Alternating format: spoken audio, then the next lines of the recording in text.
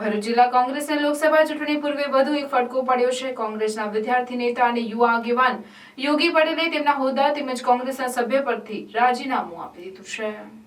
જિલ્લા એનએસયુઆઈ પ્રમુખ તરીકે વિદ્યાર્થીઓની વિવિધ સમસ્યા અને પ્રશ્નો માટે આક્રમકતાથી રજૂઆત અને આંદોલન કરી નિરાકરણ માટે તત્પર રહી વિદ્યાર્થી નેતા તરીકે ઉપસી આવેલ અને હાલમાં ગુજરાત એનએસયુઆઈના ઉપપ્રમુખની જવાબદારી વહન કરતા યોગી પટેલે લોકસભાની ચૂંટણીની મોસમ જામી છે ત્યારે જ પોતાના હોદ્દા પરથી તેમજ કોંગ્રેસના પ્રાથમિક સભ્ય પદેથી રાજીનામું આપી દેતા કોંગ્રેસના વધુ એક ફટકો પડ્યો છે।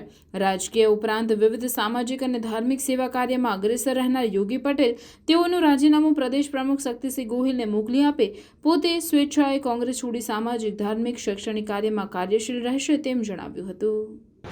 જીના જન્મોત્સવની ખૂબ ખૂબ હાર્દિક શુભકામનાઓ।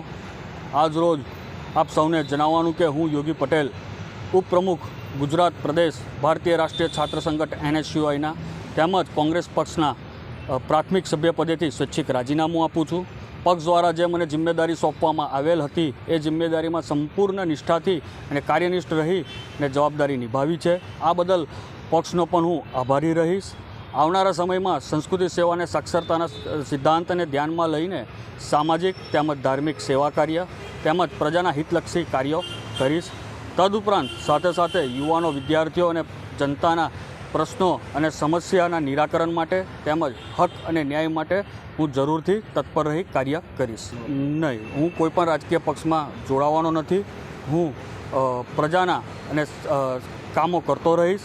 જે પણ સમસ્યા હશે એ સમસ્યાના નિરાકરણ માટે હરહંમેશ તત્પર રહીશ। સામાજિક અને ધાર્મિક તેમજ પ્રજાલક્ષી સેવા કાર્ય કરીશ।